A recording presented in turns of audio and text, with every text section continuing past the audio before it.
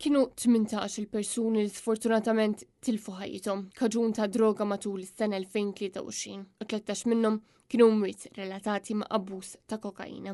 Hija din is-sitwazzjoni f'pajjiżna li tkompli tikkonferma kemm l-użu tal-kokaina qiegħed jiżdied b'mod allarmanti.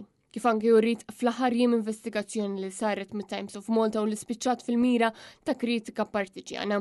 Iżda fir-realtà l-istatistika uffiċjali tal-Gvern maħruġa din il-ġimgħa turi kif fil-waqt li matul is-sena 2022 kienu 5 il-persuni li mietu kaġun ta' droga. Is-sena ta' wara dawn żdiedu għal 18, fi kliem sempliċi 13 il-vittma aktar. Fl-2023 kien hemm 5 imwiet relatati mal-użu tal-eroina, fl-waqt li f'ċertu każi għadhom għaddejjin l-investigazzjoni sabiex jistabbilixxu eżatt kif seħħew dawn l-imwiet. Dan kollu ħareġ minn rapport intitolat The Drug Situation and Responses in Malta li wera kif il-maġġoranza tal-vittmi ta' droga kellhom il-fuq minn 40 sena. Ġi stabbilit ukoll li l-ammont ta' persuni li ttieħdu l-emerġenza b'rabta mal-abbuż ta' droga kien ta' 1226 li huwa doppju tal-ammont li ttieħdu fl-2021. Dan ir-rapport wera żieda fl-ammont ta' persuni li qed ifittxu l-għajnuna b'rabta mal-vizzju ta' droga kokaina. Matul is-sena 2023 madwar 2300 persuna fittxew l-għajnuna b'rabta mal-kokaina u d-dipendenza fuqha. Il-fatt dawk li fittxew trattament tad-dipendenza fuq il-kokaina ammontaw għal 41%. U minn dan il-persentaġġ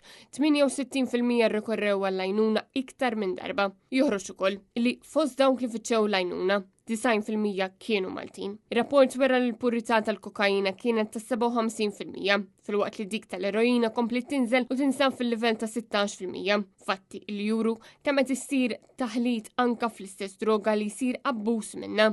Intant, fil-waqt il-fatalitajiet u l-emerġenzi relatati ma' droga komplew jiżdiedu. L-ammont ta' nies li tresqu l-qorti kompla jinżel. Fl-2018 kien hemm 613 fil-waqt li fl-2023 kien hemm bis 80 fejn il-maġġoranza tagħhom kienu relatati ma' traffikar tal-kokaina u l-ħaxixa. B'dan it-tnaqqis jista' jkun davut ukoll għat-tibdil fil-liġi tal-2021. Ir-rapport jitfadawl ukoll fuq li ma' droga inqabdet l-aktar mill-awtoritajiet fejn għal darb'oħra anke hawn iddominat il-kokaina. Matul is-sena nġabret madwar 493 kg ta' kokaina, segwita minn 154 kg ta' kannabis.